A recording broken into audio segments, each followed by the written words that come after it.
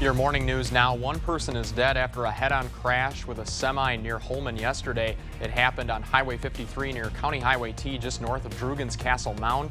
The La Crosse County Sheriff says, according to witnesses, a series of cars were traveling north on Highway 53 and were slowed by a tractor hauling hay. One of the cars did not slow down and rear-ended an SUV, causing a chain reaction. The car that did not slow down then swerved into the other lane where it hit a semi-truck head-on. The 54-year-old driver of the car was killed while the semi-driver had minor injuries. Training and ways to improve community relations were two of the main focuses of a virtual policing town hall in La Crosse last night.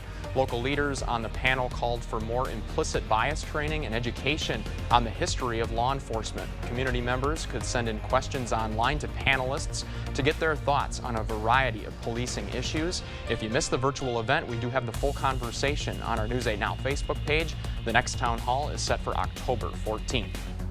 Hundreds of fast-moving wildfires are burning out of control in parts of California. Residents have been told to evacuate immediately as flames moved quickly near Sacramento. High winds, triple-digit temperatures, and thousands of lightning strikes helped fuel the fires that now span across an area bigger than Washington, D.C. Well, just some high and mid-level clouds drifting southward into our area. These are debris clouds from some storms over far northern Minnesota, which, by the way, will fizzle before reaching our area today. Those clouds are making for some nice scenes in our eastern sky. Temperatures pretty pleasant this morning, ranging from the upper 50s to middle 60s.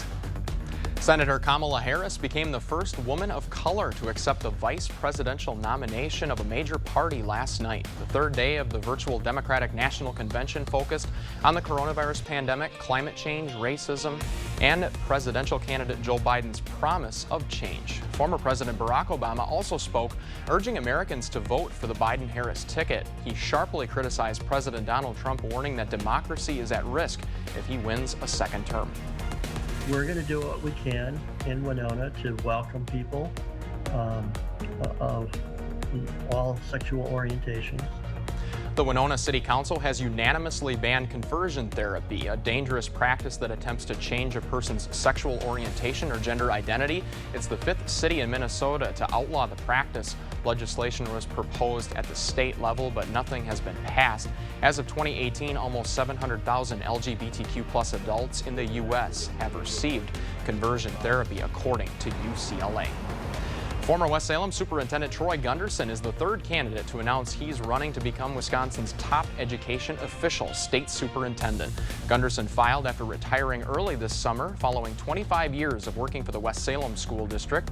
The State Department of Public Instruction's Assistant Superintendent Sheila Briggs is also running, along with the superintendent of the Pecatonica Area School District. Wisconsin's current superintendent, Carolyn Stanford Taylor, is not seeking re-election. New guidelines will help schools in Wisconsin dealing with possible COVID-19 outbreaks during the upcoming school year. It outlines preventative measures like hygiene, screening, and mask usage. There are also guidelines on how to identify possible cases, along with isolation and quarantine practices. Should there be an outbreak identified, DHS will work alongside local health departments to provide resources. The more testing that's available, the better off we're going to be as a society. Local health experts say a new COVID-19 test is showing promise. Researchers from Yale School of Public Health created a saliva test that shows results within 3 hours. It's also less uncomfortable compared to the nasal test and cheaper. Because the process is faster, it will probably become the standard at testing sites.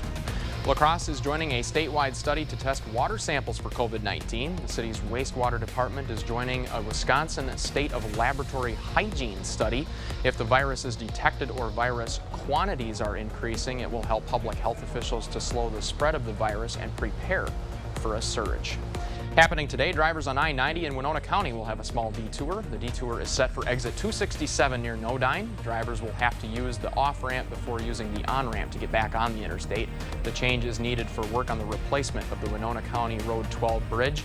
The closure starts at 6 o'clock this morning and is expected to be completed by 3 in the afternoon.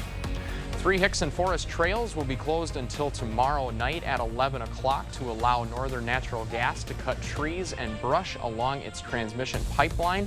This closure applies to the Bicentennial, Log Loop, and Aspen trails. Well, it's going to be partly cloudy and warm today. A little bit more humid than the past several days, but still not bad for August. Highs well into the 80s. In fact, right around 87 here in La Crosse. Warm and even more humid tomorrow, 88.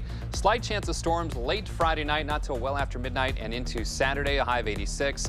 Had to add a small chance for storm on Sunday. Lots of areas will stay dry, though, 86, and staying toasty through at least the middle of next week, with highs in the upper 80s to near 90. Another slight chance for some storms centered around Wednesday and Thursday of next week. All right, thanks a lot, Bill, and thank you so much for your time this morning. We do appreciate it. CBS This Morning follows us here. Have a great day.